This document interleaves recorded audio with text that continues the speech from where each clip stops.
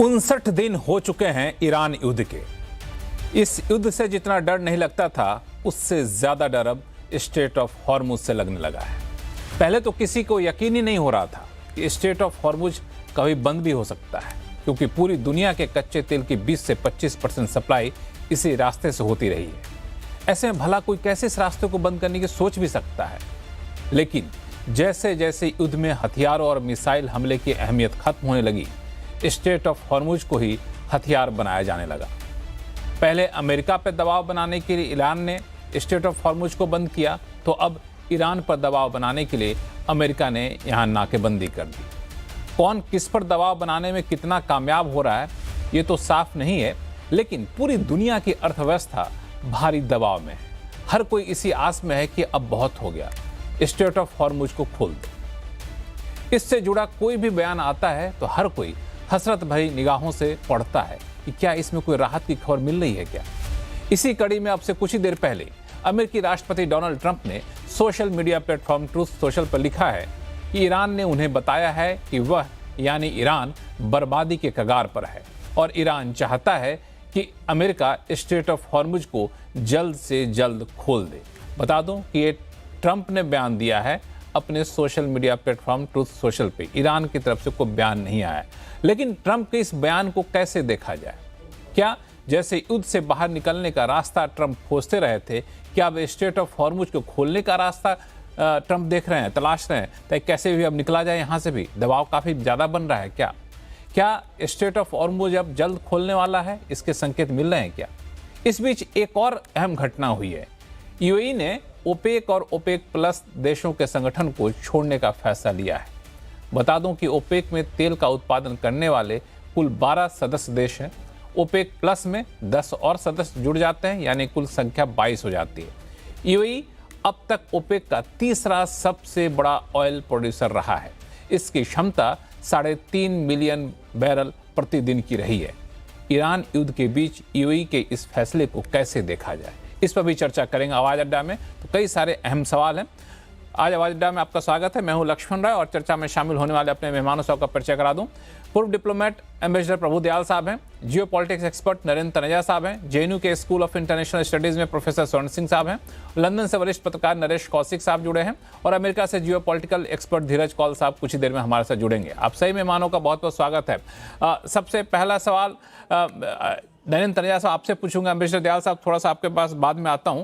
नरेंद्र तनेजा साहब, यूएई का मामला शुरुआत में वहीं से करना चाहूंगा कि यूएई का ऐसे मौके पे ओपेक प्लस देशों का छोड़ना, ये क्या माना जाए इसको? क्या यूएई का खुद का अपना फैसला है, या फिर अमेरिकी दबाव में लिया गया फैसला है, या फिर ईरान वॉर से त्रस्त होकर लिया गया फैसला है?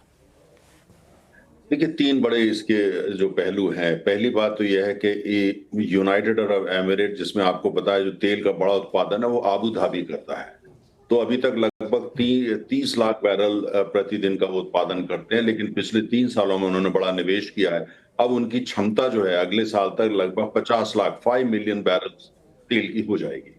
अब इस समय जबकि उनको दिख रहा है साहब कि पूरी दुनिया में तेल की किल्लत होने वाली है, आने दिनों में कीमतें भी बढ़नी है, सप्लाई डिस्ट्रप्शन हो रहा है, ऐसे में वो ओपेक से आजादी चाहते हैं। वो नहीं चाहते कि ओपेक उनको डिक्टेट करे, आप उत्पादन कम कर दो, आप उत्पादन बढ़ा दो, इनको मत दो।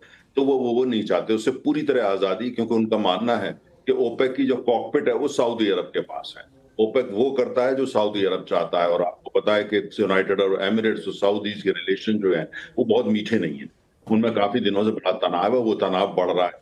तो ये बहुत बड़ा पहलू है जिसमें वो पूरी तरीके से ऑटोनॉमी चाहते हैं। और पिछले 3 साल से ओपेक के जो डिक्टाट आते थे कि प्रोडक्शन कम कर दो, उसकी वो अवहेलना करते थे। कहते कुछ नहीं थे, लेकिन वो उसको मानते नहीं थे। दूसरी बात जो बड़ी इंपॉर्टेंट है कि कुल मिला के उनको जिस तरह से वहां जियो पॉलिटिक्स अब चल रही है, जो नए समीकरण उठ करके आ रहे हैं, जिसमें हमने देखा है कि पाकिस्तान, सऊदी अरब, टर्की लगभग काफी जो है वो उनकी दोस्ती जो है गहरा रही है। और कहीं ना कहीं जो अमेरिका, जो पाकिस्तान ने होस्ट किए जो शांति वार्ता, तथाकथित शांति वार्ता, उसके पीछे अमेरिका और सऊदी अरब का दबाव था, उन्हीं की वजह से वहां हुआ। अब वो कितनी सफलता मिली पूरी दुनिया ने देख ली। ये नए समीकरण में जो है यूनाइटेड अरब एमिरेट्स को लगता है कि उसको भारत के नजदीक रहना चाहिए, और कहीं ना कहीं वो इजराइल के भी नजदीक है और नजदीक रहना चाहता है, और साथ में पीछे अमेरिका से भी संबंध पूरी तोड़ना नहीं चाहता। ये जो नई जो गोटियां बिछ रही हैं जो शतरंज की वहां पे, ये उसके अंदर भी एक बहुत अहम उसका मुद्दा है। तीसरा जो बहुत बड़ा फैक्टर है उनका ये है, उनको ये लगता है कि जो जीसीसी है, ये इन्होंने जो फैसला लिया है कि जीसीसी के अंदर उनकी आवाज को पूरी तरह सुना नहीं जाता, तो कहीं ना कहीं इस ये जो फैसला यूके ने लिया है, इससे जीसीसी कमजोर होगी। और कमजोर होने का मतलब ये हुआ कि सारे सारे जितने भी सदस्य देश हैं वो काफी हद तक अपनी अपनी राह पकड़ेंगे, और जो वहां की न्यू पॉलिटिकल जो जो नया जो सिक्योरिटी इन एक आर्किटेक्चर बनेगा, उस आर्किटेक्चर के अंदर हर एक की अलग अलग आवाज होगी। तो कुल मिलाकर के एक तरह का एक नया जो सिक्योरिटी आर्किटेक्चर है, नया एनर्जी आर्किटेक्चर है, जिसमें देश सारे देश अपनी आजादी चाहते हैं और जो नए समीकरण वो बनाना चाहते हैं। कोई अमेरिका के ज्यादा नजदीक, कोई चाइना के नजदीक, कोई भारत के नजदीक, ये सब होना चाहता है। तो ये अभी एक शुरुआत है। ये फैसला यूएई का एक तरीके से मैसेज है, या आपके अंदर बिगुल उन्होंने बजा दिया है कि जीसीसी पहले जैसी नहीं रहेगी, और ओपेक जो है वो तो ओपन एक्ट हो गया है, मतलब ओपन हो गई है। तो एक नई शुरुआत बिल्कुल। समय बताएगा। हाँ, ये नई शुरुआत है, इसके परिणाम क्या निकलेंगे आने वाले समय बताएंगे। एम्बेसडर दयाल, ये जो पूरे क्षेत्र में ऑयल पॉलिटिक्स थी और ऑयल पॉलिटिक्स के आधार पे पूरी दुनिया की रणनीति तय होती थी, जैसा कि नयन तनेजा साहब ने कहा कि एक नई शुरुआत है, तो ये इसको कैसे देखा जाए, आप कैसे रीड कर रहे हैं? आने वाले दिनों में ऑयल पॉलिटिक्स पूरे क्षेत्र की बदलेगी और भारत के लिए इसको क्या मैसेज है, भारत कैसे इसको रीड करें? एम्बेसडर दयाल।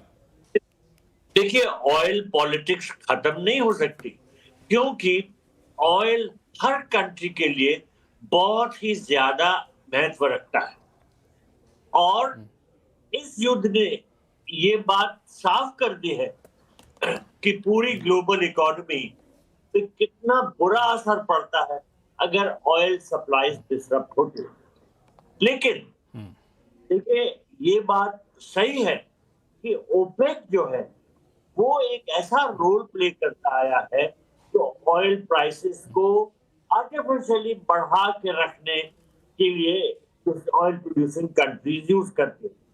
अब अमेरिका जो है वो इस बात से नाराज रहा है। ट्रम्प साहब जो है वो पूरी तरह कोशिश करते, दबाव डालते हैं ऑयल प्रोड्यूसिंग अरब कंट्रीज पे कि आप ओपेक के दबाव में मत चलिए, आप इंडिपेंडेंट फॉरेन पॉलिसी बनाइए, इंडिपेंडेंट ऑयल पॉलिसी बनाइए। तो जरूर अमेरिका का दबाव है, लेकिन यूएई के जो मिनिस्टर्स हैं उनके बयान जो मैंने देखे, उन्होंने ये कहा है कि वो ये डिसीजन इंडिपेंडेंटली ले रहे हैं, किसी दूसरे देश से उन्होंने बातचीत नहीं है की है, किसी का दबाव नहीं है। अब देखिए, ये ऑयल पॉलिटिक्स तो जरा और ज्यादा बढ़ जाएगी, क्योंकि ले दे के बाद डिमांड एंड सप्लाई की होती है।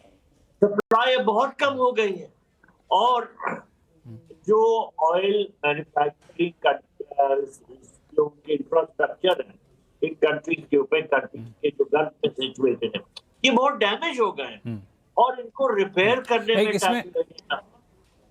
टाइम लगेगा। तो ये भी एक बहुत इंपॉर्टेंट पहलू है कि जो ये इंफ्रास्ट्रक्चर डैमेज हुए हैं, रिपेयर करने में टाइम लगेगा, सारे हालात सुधरने के बाद भी लंबा वक्त लगेगा। लेकिन सवाल यह है कि यूएई अगर ओपेक और ओपेक प्लस देशों से अलग होता है तो इसमें अब वो अपने हिसाब से इंडिपेंडेंटली फैसला ले सकेगा, जैसा नयन तनेजा साहब कह रहे थे। अपने हिसाब से तेल का उत्पादन घटाएगा, अपने हिसाब से तेल का उत्पादन बढ़ाएगा, और ऐसे में भारत के साथ संबंधों के आधार पर ओपेक का इंडिपेंडेंट होना तेल उत्पादन के मामले में, प्रोफेसर स्वर्ण सिंह साहब, कितना अच्छा है? हाँ, देखिए, इससे दोनों तरह के सकारात्मक नतीजे और कुछ चिंताएं भी इससे बन सकती हैं। ओपेक में रहने से एक पूरा जो कॉकस है, एक पूरा कार्टेल है जो इनका, वो अक्सर कीमतों पर ध्यान रखते हैं कि उन कीमतों को कितना बनाए रखना है, किससे नीचे नहीं गिरना देना है, उत्पादन कितना होना चाहिए, बाजार में कितना आना चाहिए, वगैरह वगैरह। तो उससे हटने के बाद एक हद तक ठीक है कि यूएई को एक तरह से आजादी होगी कि वो किसको तेल बेचना चाहेगा, किस दाम पर बेचना चाहेगा, वगैरह वगैरह। पर ऐसा नहीं है कि राष्ट्रों पर दबाव नहीं बनाए जा सकते। आपने लगातार देखा है कि ईरान के प्रति किस तरह से अमेरिका ने बार बार ये दिखाया कि वो जो ईरान से तेल खरीदने वाले देश हैं उन पर वो रोक लगा सकता है। तो इस तरह से वो एक तरह से एक तरह से अलग थलग भी होता हुआ नजर आएगा। पर जहां तक आपने पूरे इस क्षेत्र की तेल की राजनीति की बात की है, मुझे लगता है उसमें सबसे बड़ा जो बदलाव आया है पिछले 2 महीने में, वो ये कि आज ईरान को शायद परमाणु हथियारों की जरूरत नहीं है। उसका जो काबू करने का तरीका है स्ट्रेट ऑफ हॉर्मुज का, वो ठीक उसी तरह का काम आज कर रहा है जो उसके परमाणु हथियार कर सकते थे। और खासकर आज जिस तरह से आप देखें कि कल जब अब्बास अरागची मिले हैं राष्ट्रपति पुतिन से और उन्होंने कहा कि उनको अपनी सुरक्षा बनाने का पूरा अधिकार है, उसके बाद उनके जो एम्बेसडर यूनाइटेड नेशंस की सुरक्षा परिषद में है, उन्होंने तो खुलकर एक तरह से भर्त्सना की है। कहा कि पश्चिमी देश खुद पायरेसी का काम कर रहे हैं, खुद गैर कानूनी काम कर रहे हैं। और उन्होंने कहा कि युद्ध के समय में जब ईरान पर खतरा मंडराएगा तो वो अपने टेरिटोरियल वाटर्स को बिल्कुल सुरक्षित करने के लिए आवागमन इस तरह के जहाजों का बंद कर सकता है। तो इस तरह से मुझे लगता है कि इस पूरे ये जो भू राजनीति यहाँ की है, उसमें सबसे बड़ा बदलाव ये है कि आज लग रहा है 2 महीने बाद कि शायद ईरान बार बार चाहेगा तो वो स्ट्रेट ऑफ हॉर्मुज को बंद करेगा। ये सोचना पड़ेगा बाकी तेल के निर्यातक देशों को। और मुझे लगता है ये भी एक कारण रहा होगा कि यूएई अपने आप को ओपेक से अलग करना चाह रहा है, क्योंकि ओपेक का एक इमेज है जिसमें वो ईरान के विरोध में देखा जाता है एक तरह से। तो उस तरह से भी ये एक कारण हो सकता है कि यूएई ने ये तय किया कि उनको ओपेक से अलग हो जाना चाहिए, ताकि वो एक तरह से संतुलन बना सकें कि पश्चिमी देशों से तालमेल कैसे बनाना है और भविष्य में जब जरूरत पड़ेगी तो ईरान के साथ भी किस तरह से तालमेल अपना बनाना है उनको। तो ये एक रणनीति यहाँ पर हो सकती है। हमारे साथ वरिष्ठ पत्रकार लंदन से जुड़े हुए हैं और नरेश कौशिक साहब, साथ ही साथ धीरज कौल साहब भी यूएसए से जुड़ गए हैं। नरेश जी, आपके पास आता हूँ, जरा एक बार धीरज कौल साहब से भी पूछ लूँ। तो धीरज कौल साहब भी इस मामले पे ऑयल के चीज़ों को काफ़ी गहराई से स्टडी करते रहते हैं समय समय पे। धीरज कौल साहब, हम लोग अभी चर्चा कर रहे थे कि यूएई का ओपेक से अलग होना, ये इसको कैसे रीड किया जाए पूरे क्षेत्र में ऑयल सप्लाई को लेकर के? जी हाँ, नमस्कार। Thank you for having me on the show. और देखिए, यूएई और कहीं ना कुवैत, मुझे लगता है आगे कुवैत का भी इसमें स्टूडेंट आने वाला है। ये एंटिसिपेटेड था कुछ हफ्तों से और काफी डिसरप्शन हो रहा है। और एक और जो हमें यहाँ पे मीडिया में इंफॉर्मेशन आ रही है कि पहले यूएई का अब नया एक स्टैंस ये है कि जो यूएस बेसिस हैं यूएई के ऊपर, वहाँ की जो लोकल पॉपुलेशन है, जो एमिराती लोग हैं, उनका कहीं ना कहीं मीडिया के अंदर, सोशल मीडिया पे अगर आप उनका देखें तो वो बार बार ये डिसेंट के क्वेश्चन उठा रहे हैं कि हमारी क्या सिक्योरिटी, ऑल्दो 90% जो ट्रेजेक्टरीज उनके ऊपर गिरी वो डिफ्यूज हो गई बिकॉज ऑफ डिफेंसिव वेपनरी, लेकिन फिर भी क्योंकि यूएई का देखिए पूरा बिजनेस ही दो ही चीजों पे चल रहा है, एक तो ऑयल और गैस और दूसरा इसके ऊपर जो उनका टूरिज्म है, जो नवंबर से अप्रैल तक चलता है, जो उनका पीक सीजन है अभी। और उसके ऊपर तकरीबन $500 मिलियन का उनका पर मंथ का रेवेन्यू का डिस्ट्रक्शन हो रहा है। इसके अलावा वहां पे यूएई का पूरा अगर आप इकोनॉमिकल मॉडल देखें तो वो स्टेबिलिटी, रिलायबिलिटी और सिक्योरिटी पे था, जो पूरी तरीके से इस टाइम शेकन है। दुबई की रियल एस्टेट मार्केट इस टाइम आपको सामने ही दिख रहा है कैसे तेजी से नीचे की तरफ गिर रही है, डिमांड डिस्ट्रक्शन हो रही है। तो कहीं ना कहीं उनको एग्जिस्टेंस और फ्यूचर अगले 10-15 साल में यूएई कैसे अपने एक फाइनेंशियल हब जैसे सिंगापुर मॉडल पे वो चलना चाह रहा था, कैसे उसे मेंटेन करेगा। तो इसमें बहुत सारे सवाल हैं और उनकी जो अंदर की एडमिनिस्ट्रेशन है वो इसको रीअसेस कर रही है कि हमें फायदा क्या है, नुकसान क्या है यूएस के साथ एसोसिएट होने का। और ये एक ऐसा एरिया है जिसके ऊपर US is very very sensitive कि हमारे जो गल्फ में पकड़ है, जो हम उनको सपोर्ट करते हैं उनके ऑयल के बेस पे पेट्रो डॉलर और साथ में क्या सेफ्टी सिक्योरिटी देते हैं, हम नहीं चाहते कि हमारी रेपुटेशन उसमें खराब हो जाए। और आज भी अगर आप उठाकर देखें तो सऊदी स्टिल पुशिंग यूएस, और साथ में ऑब्वियसली इजराइल तो कर ही रहा है कि ये डिसाइसिव हो वेब, क्योंकि कोई भी नहीं चाहेगा आईआरजीसी के हाथ में ईरान जैसी एक इतनी स्ट्रॉन्ग जियोपॉलिटिकल लोकेशन और वर्ल्ड की एनर्जी को छोड़ देना। इसके अलावा अगर मार्को रूबियो का आप रीसेंट स्टेटमेंट देखें तो उन्होंने एक बड़ी इंटरेस्टिंग बात बोली। उन्होंने बोला देखिए कैसे इन्होंने एक तरीके का वेपन बना दिया है ऑयल को, और इकोनॉमिकल वेपन के जैसे इसे यूज कर रहे हैं आईआरजीसी पूरे वर्ल्ड को नीज पे लाने के लिए, स्पेशली साउथ ईस्ट एशिया की कंट्रीज। हमारा तो कम इफेक्ट होता है, हाँ, लेकिन हालांकि ऑयल को वेपन बनाने का काम जो है, ऑयल को वेपन बनाने का काम ईरान ने भले ही किया हो, लेकिन उस वेपन के आग में जो है ना, यूएस ने भी घी का काम किया है। वो भी जिस तरह से नाकेबंदी की है, वो भी एक तरीके से वेपन ही बना है।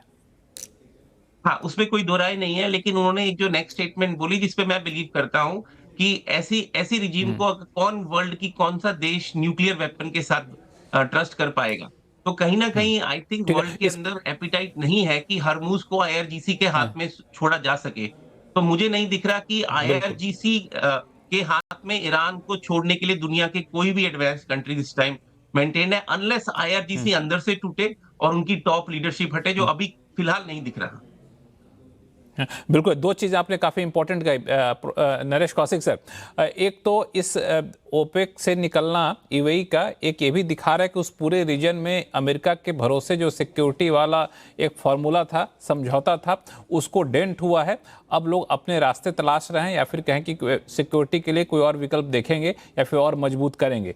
दूसरा कि अब जिस स्थिति में पहुंच चुका है हालात, कोई नहीं चाहेगा, जो अभी कह भी रहे थे धीरज कौल साहब, कि आईआरजीसी के हाथ में स्ट्रेट ऑफ हॉर्मुज को छोड़ा जाए। जो स्ट्रेट ऑफ हॉर्मुज कितना इंपॉर्टेंट है, जब तक खुला था तब तक लोगों को उतना पता नहीं था जितना अब एहसास होने लगा है। देखिए, ये जो डॉक्टर धीरज कौल कह रहे हैं, ये दरअसल अमेरिका की और उनकी खुशफहमी है। असली बात यह है कि इस समय ईरान में आईआरजीसी का और जो वादी हैं उनका कंट्रोल है, और उनके कंट्रोल से कोई बाहर की ताकत ईरान को मुक्त नहीं कर सकती। अगर कुछ बदलाव हुआ तो ईरान में ही होगा, लेकिन लगता नहीं है। जो पिछले कुछ हफ्ते के जो आसार हैं कि उसमें ईरान में जो गर्मपंथी हैं, जो इस समय दरअसल जो आईआरजीसी के जो चीफ हैं, वो सबसे ज्यादा पावरफुल हैं इस समय। कहने को तो जो है जो खमीनेई हैं, मुर्तजा खमीनेई, जो अयातुल्ला खमीनेई के बेटे हैं, वो इंचार्ज हैं, लेकिन वो बीमार हैं, वो काफी घायल हैं, और अगर वो ठीक भी हो तो पता नहीं उनका कितना कंट्रोल रहेगा। तो वहां पर दरअसल इस समय एक मार्शल लॉ जैसी स्थिति है, जिसपे मैं नहीं समझता कि कोई अमेरिका या कोई बाहर का कोई ताकत कोई बहुत असर डाल सकती है। उसकी सीधी वजह है कि 2 महीने जो लड़ाई हुई है उसमें ईरान ने जो दिखाया है, उसके बाद ये लगता नहीं है कि ट्रंप चाहकर भी कुछ कर पाएंगे, क्योंकि अब स्थिति यह है कि वो ईरान को आर्थिक दबाव से झुकाने की कोशिश कर रहे हैं। बाद में उसके कि बावजूद उसके कि उनका जो पहले जो मिलिट्री वाला दबाव था, उससे तो कोई फर्क पड़ा नहीं। अब आर्थिक दबाव वो भी वही कर रहे हैं जो ईरान ने किया था। दरअसल वो नहले को दहला करने की कोशिश कर रहे हैं। मुझे नहीं लगता कि इससे कोई बहुत असर होगा। इस समय जो है एक फ्रोजन स्थिति है, जो बिल्कुल नर्व्स जो है दोनों की टकरा रही हैं, और अभी तक की जो स्थिति है उसमें ईरान मुझे आगे दिखता है, क्योंकि उसके पास जो लीवरेज है ये यही लीवरेज नहीं है, ये तो बाद में बनाया जैसा कि हम जानते हैं। असली लीवरेज उसका न्यूक्लियर वेपन है, जो अब मुझे नहीं लगता कि वो किसी तरह से उस पर समझौता करेगा। उसकी स्थिति मुझे दक्षिण को नॉर्थ कोरिया जैसी, उत्तर कोरिया जैसी होती हुई दिख रही है। वो किसी की परवाह नहीं करेगा, अब अपने वेपनाइजेशन की तरफ बढ़ेगा। तो ये तो हुई ये बात। जो दूसरी बात जो आपने ओपेक के यूएई वाली बात की, उसका मुझे ऐसा लगता है कि यूएई पर आपने देखा कि सबसे ज्यादा असर इस लड़ाई का हुआ है। यानी ईरान ने इतना इजराइल पर भी हमला नहीं किया जितना हमला उसने यूएई पर किया।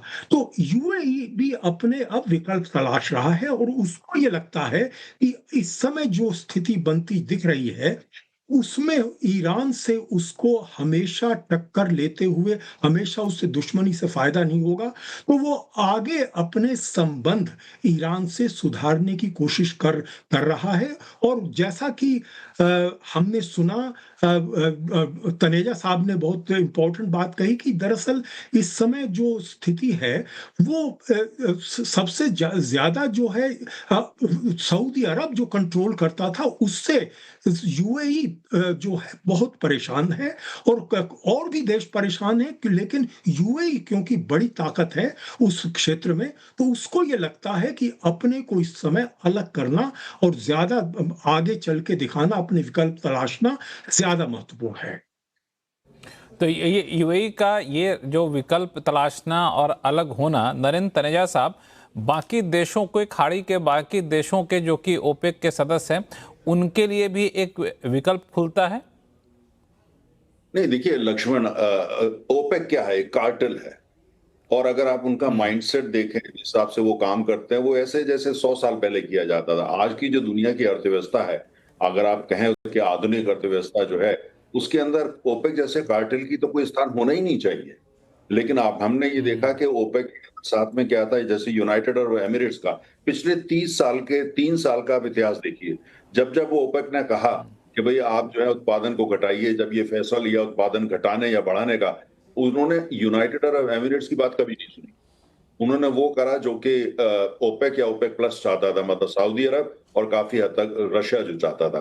तो यूएई उसके अंदर बना हुआ था, लेकिन उसका मन वहां नहीं था। तो जिसको बोलना चाहिए तो डिवोर्स नहीं हुआ था, लेकिन सेपरेशन तो 3 साल से हो चुका था।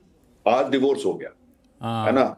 कि इसलिए जो है इसको, और दूसरी बात यह है कि वो साथ साथ इसका इम्पैक्ट जीसीसी पे क्या होगा।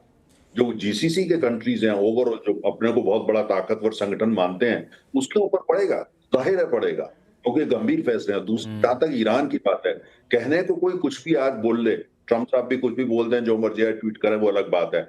हकीकत यह है कि दुनिया की नजर में परसेप्शन पॉलिटिक्स में जरूरी होता है, चाहे वो नेशनल पॉलिटिक्स हो या वर्ल्ड पॉलिटिक्स हो। परसेप्शन यह है कि ईरान जीत चुका है, परसेप्शन ये कह रहा है कि भाई ईरान जीत रहा है ना? परसेप्शन ये है कि ईरान इस युद्ध के बाद और मजबूत होकर निकला।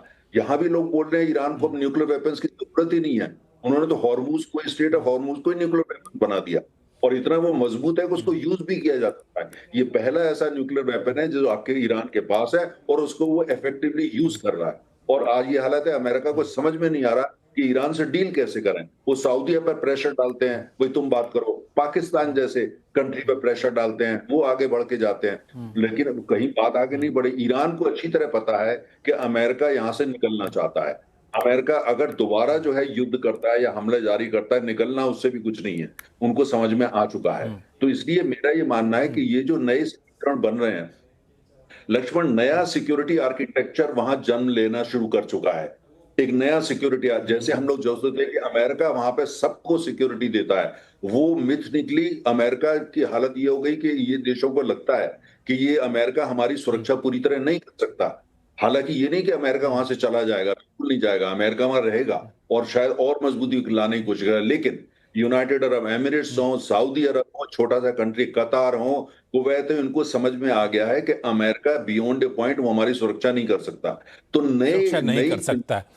नहीं, तो ये जो लक्ष्मण, जो नया आर्किटेक्चर जन्म ले रहा है, जो फैसला इन्होंने लिया है, आज यूपी ने लिया, ये इस बात का एक तरीके से उसको अंडरलाइन करता है कि नए सिक्योरिटी आर्किटेक्चर के अंदर नए देशों के लिए, नई शक्तियों के लिए, जिनकी बुनियाद में एनर्जी भी है, उनके लिए जो एक तरीके से नए रास्ते खुल रहे हैं। मैं आपको एक छोटा सा उदाहरण दूं, अगर अब जो है यूनाइटेड अरब एमिरेट्स, क्योंकि वो ओपेक के बाहर हो गया और उसको भारत से संबंध वो और भी अच्छे करेगा, वो समय हो सकता है यूनाइटेड अरब एमिरेट्स कहे कि भाई हमारा तो तेल के इतना भंडार है, हमारे पास गैस के इतने भंडार हैं, आइए मिलके काम करते हैं यूनाइटेड अरब एमिरेट्स में। अभी तक उन्होंने, भारत ने कई दफे पेशकश की कि आपके जो तेल के भंडार है, कुएं हैं, उसमें आपको इक्विटी दीजिए, हिस्सेदारी, उन्होंने साफ मना कर दिया। लेकिन हो सकता है वो हिस्सेदारी के तैयार हो जाए और इसके रिटर्न में शायद वो भारत से कुछ मांगे, शायद ये चाहे कि हमारा तो अब सुरक्षा का नजरिया है, उसके अंदर आप क्यों नहीं शामिल होते, जैसे पाकिस्तान सऊदी अरब में पहुंच चुका है। ये आपने काफी इंपॉर्टेंट, हाँ, ये आपने बड़ा इंपॉर्टेंट पॉइंट उठाया कि जो सुरक्षा के नए समीकरण बन रहे हैं,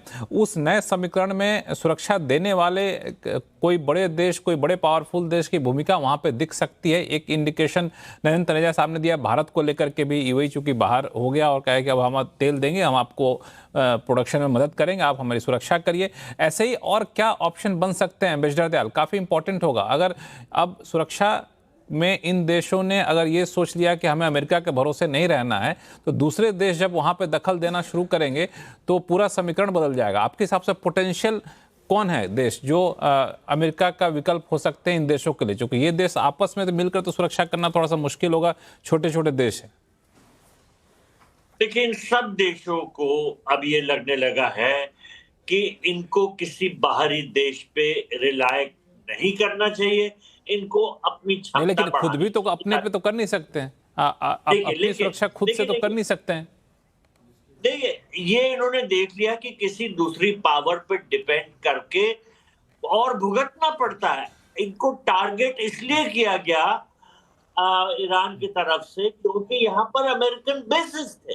अगर वहां पर बेस थे, अमेरिकन बिल्कुल। बेसिस ना होते और वहां से अटैक्स ना होते, तब इन पे अटैक ईरान नहीं करता। मैं एक चीज देखिए बताना और चाहूंगा जियो पॉलिटिक्स के संबंध में।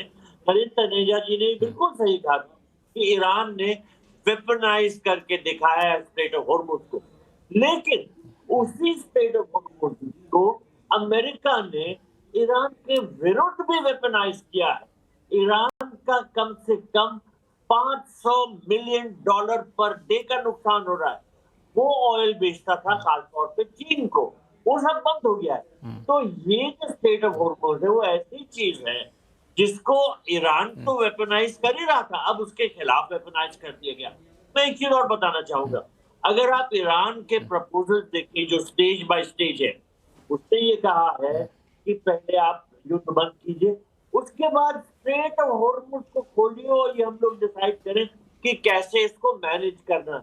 ईरान को ये समझ में आ गया है कि अब उसको पूरी तरह आजादी नहीं मिलेगी स्ट्रेट ऑफ हॉर्मुज को ऑपरेट करने के लिए। उसको किस तरह से मैनेज किया जाए इसके बारे में विचार करना बहुत जरूरी हो जाएगा। अब देखिए, ये सोचना कि कब ये जो खाड़ी के देश हैं इनको सुरक्षा किससे मिलेगी, क्या इसमें चाइना रोल प्ले कर सकता है, रशिया रोल प्ले कर सकता है, इंडिया क्या रोल प्ले करेगा, बट असली बात यह है कि दूध से जला छाछ भी फूंक कर पीता है ये देश। देखिए, मैं तो इनमें सालों पोस्टेड रह चुका हूं, तब भी यहाँ पर बहुत सी लॉबीज थी, वो कहते थे हमें किसी एक्सटर्नल पावर पे नहीं रिप्लाई करना चाहिए, हमें झगड़ों से दूर रहना चाहिए।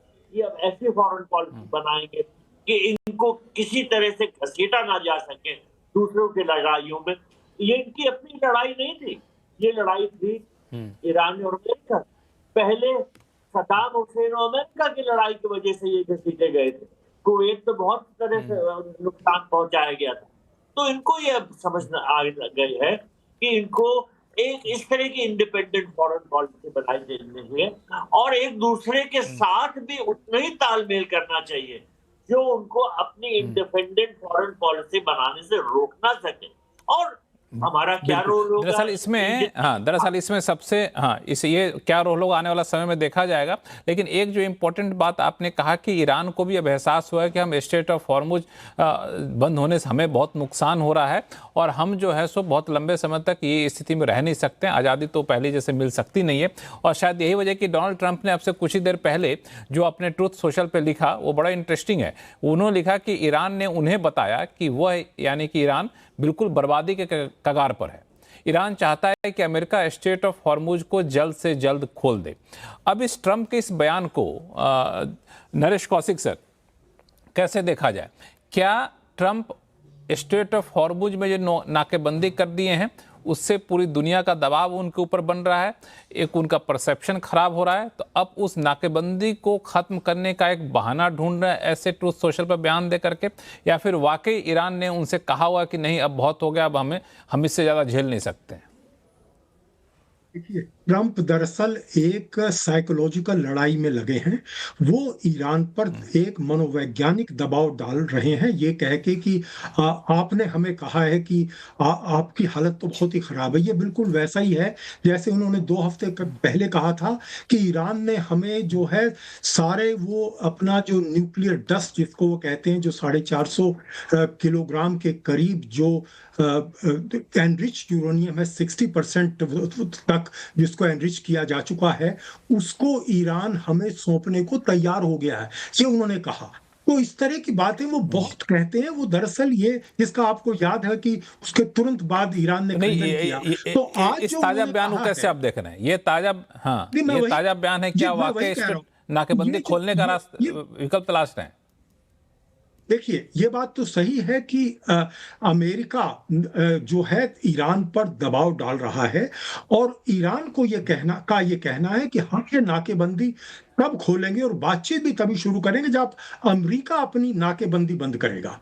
क्योंकि अमेरिका ने जो नाकेबंदी बाद में शुरू की है क्या कि ये तो सही है कि ईरान को भी नुकसान हो रहा है, लेकिन सबसे ज्यादा नुकसान पूरी दुनिया की अर्थव्यवस्था को हो रहा है और उसमें भी अमेरिका को काफी नुकसान हो रहा है। वहां पर जो पेट्रोल की जो कीमत है वो $5 के करीब करीब है। वॉशिंगटन में 5 से ऊपर हो गई है, $5 प्रति गैलन। इसी तरह से बाकी जगह $4.25 के करीब इस समय एवरेज है।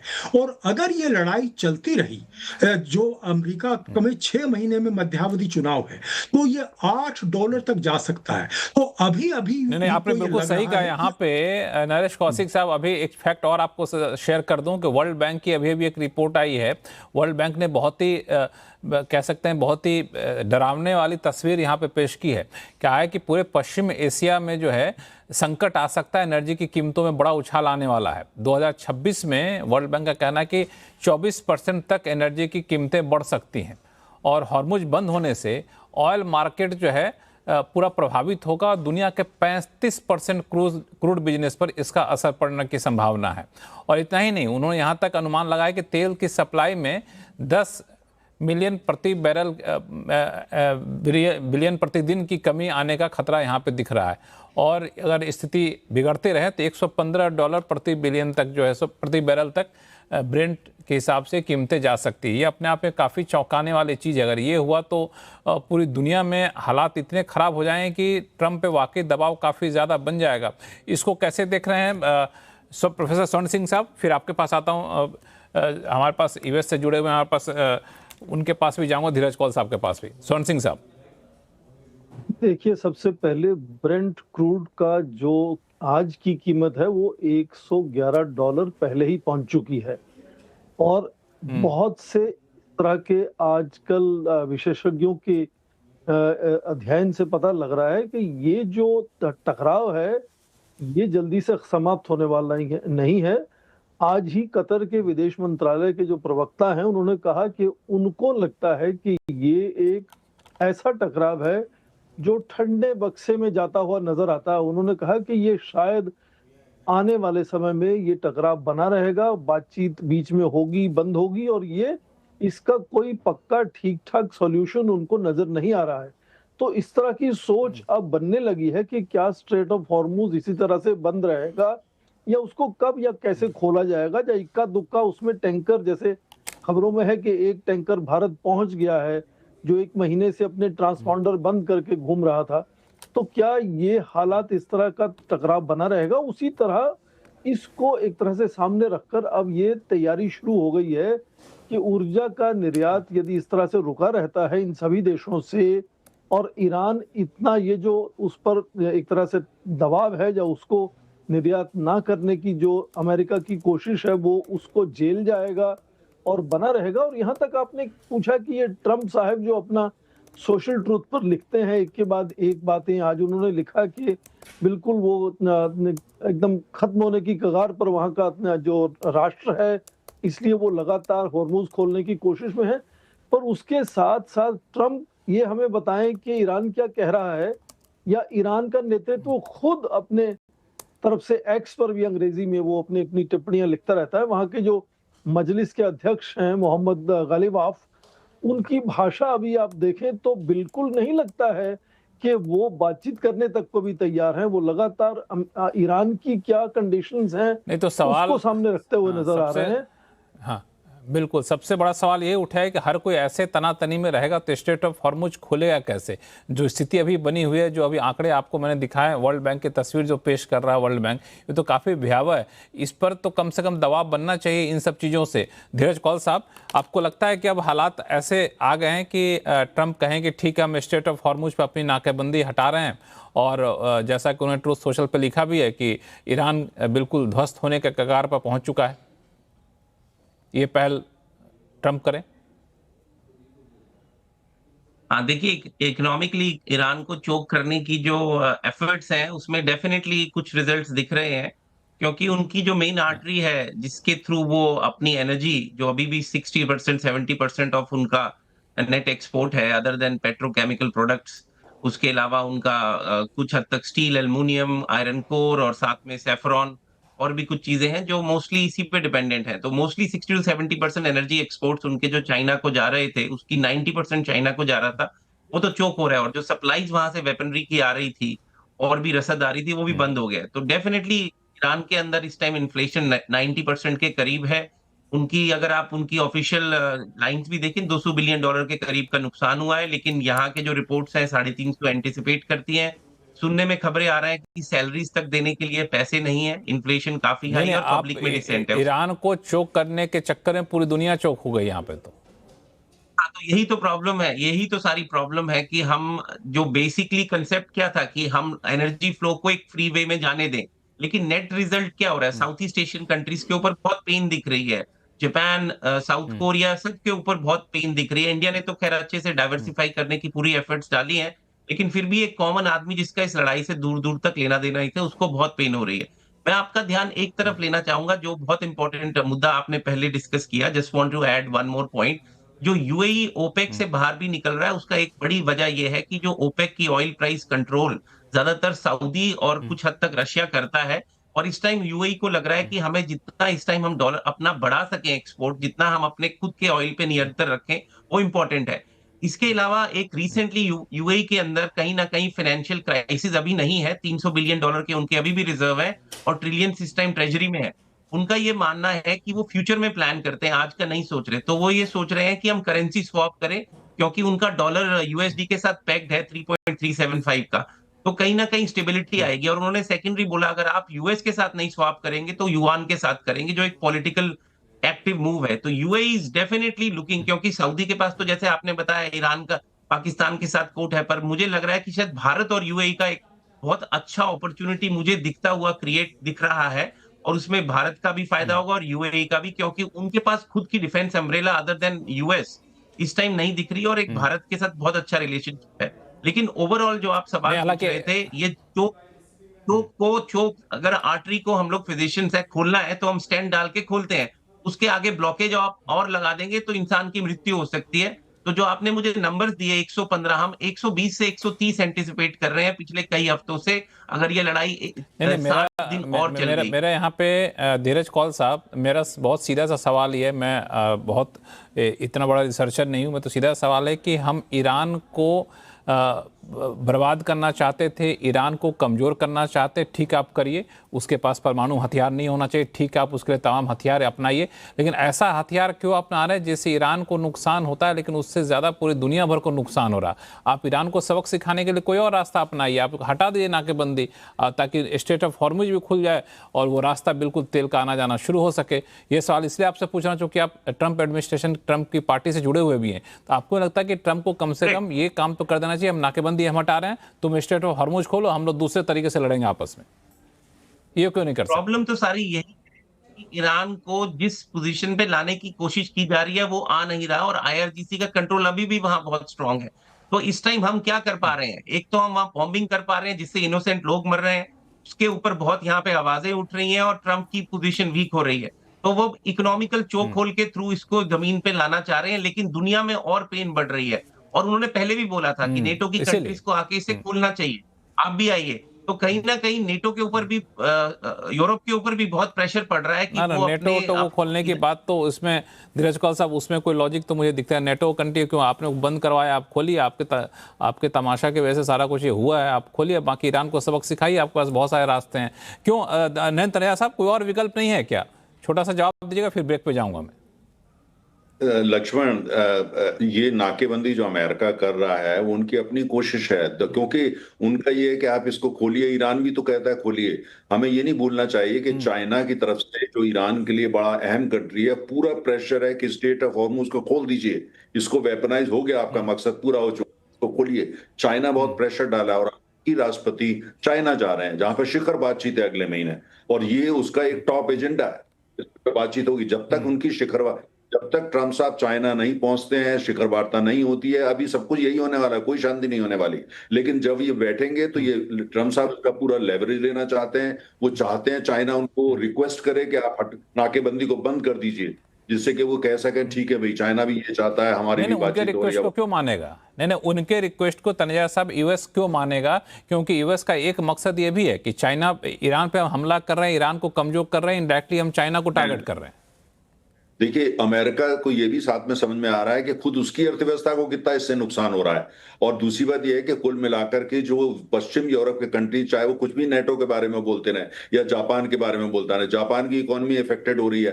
कल रात को सबसे बड़ी टॉप न्यूज जापान में क्या चल रही थी टेलीविजन पे कि एक ऑयल टैंकर अमेरिका से तेल लेकर के जापान पहुंचा। जापान में उसको सेलिब्रेट किया जा रहा था कि तेल आ गया अमेरिका से, और सुर्खियां बनी हुई थी पूरे। सबसे बड़ी खबर कल रात हुई। ये हालत जापान के हो गए हैं। धीरे नहीं, धीरे धीरे पूरी दुनिया के हालत हो जाएंगे। जो स्थिति है, हम लोग तो कुछ डाइवर्सिफाई कर रहे हैं। नहीं, वो भी आप अभी अपने को बड़ा प्रमाण पत्र मत दीजिए, वो एक अलग विषय है, उस पर अलग बात करेंगे।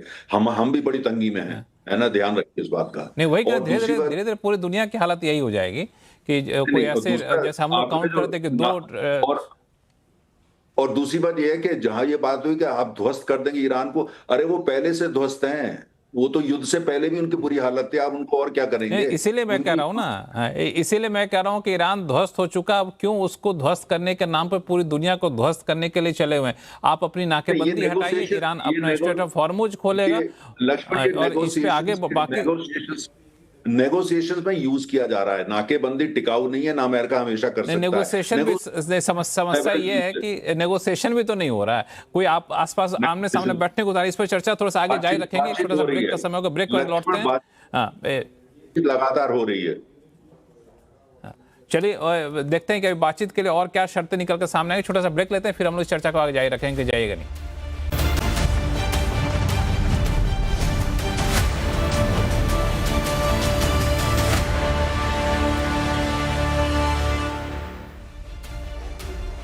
ब्रेक के बाद एक बार फिर से आपका स्वागत है। हम चर्चा करें कि स्ट्रेट ऑफ हॉर्मुज आखिर कब खुलेगा और इस किस हालात में खुलेगा। ब्रेक पे जाने से पहले नरेंद्र तनेजा साहब ने कहा कि बातचीत हो रही है और अलग अलग बातें निकल कर यहाँ पे सामने आ रही है। एम्बेसडर दयाल, आपको क्या लगता है किन शर्तों पे जाकर स्ट्रेट ऑफ हॉर्मुज खुलेगा?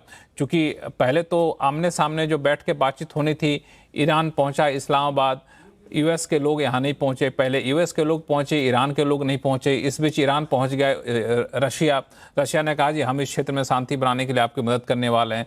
तो बातचीत आपको लगता है कि सुलह की तरफ बढ़ रहा है या फिर उलझता जा रहा है? एम्बेसडर दयाल। देखिए, अमेरिका ने ये बार बार कहा है कि वो स्ट्रेट ऑफ हॉर्मुज को तभी खोलेगा जब न्यूक्लियर इशू रिजॉल्व होता है।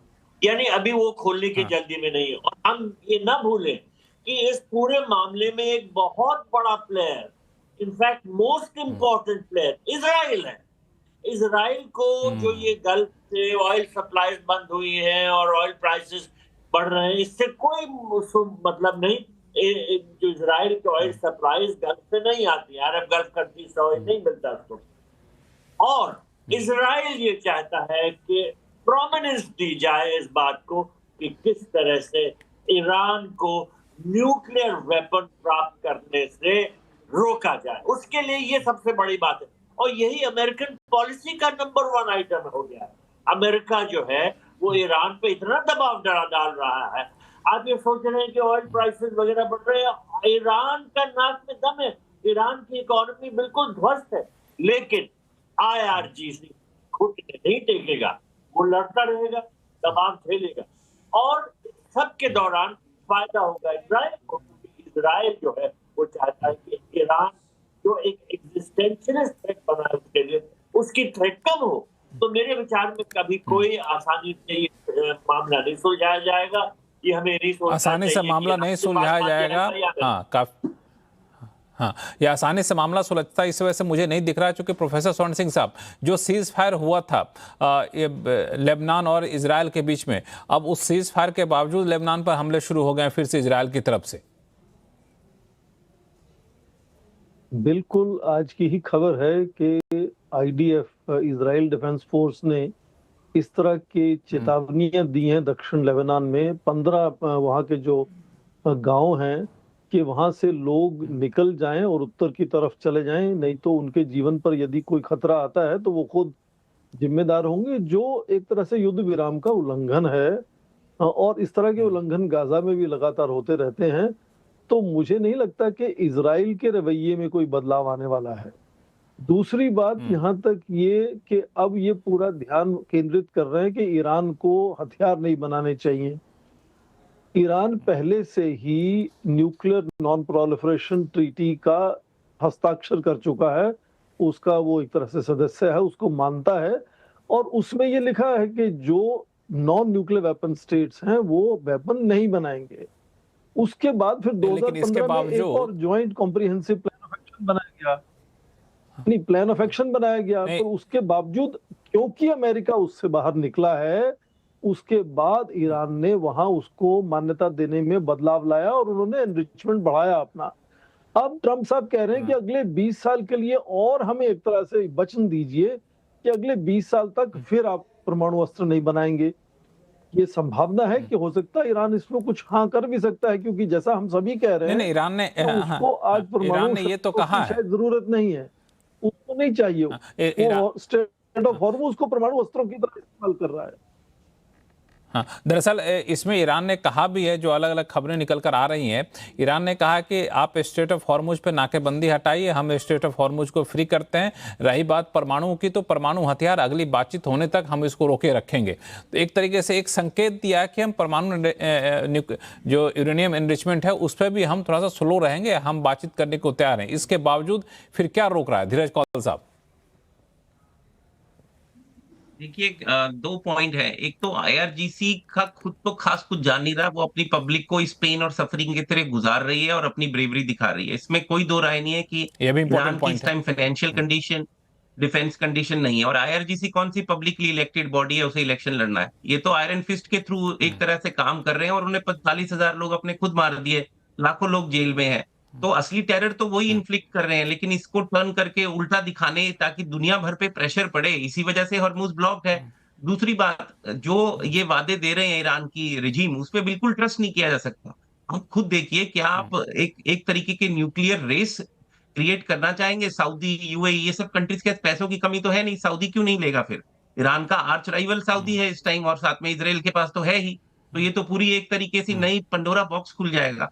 मैं आपका एक पॉइंट की तरफ इस तरफ ले जाना चाहूंगा, क्योंकि आप फाइनेंशियल चैनल है, आप जानते हैं ट्रेजरी में कितने पैसे जापान के इन्वॉल्व हैं, यूएस की ट्रेजरीज के अंदर। इस टाइम जो लेटेस्ट इंफॉर्मेशन आ रही है, कहीं ना कहीं वहां से भी लीवर खींचे जा रहे हैं, क्योंकि जापान का 70% प्लस ऑयल वहां से आता है और उस ऑयल का 80% हरमुज से आता है। जापान की इकोनॉमी के सबसे बड़े एक्सपोर्ट्स में ऑटोमोबाइल सेक्टर है, पेट्रोलियम है, इलेक्ट्रॉनिक्स है, उसमें प्लास्टिक की बड़ी खपत लगती है।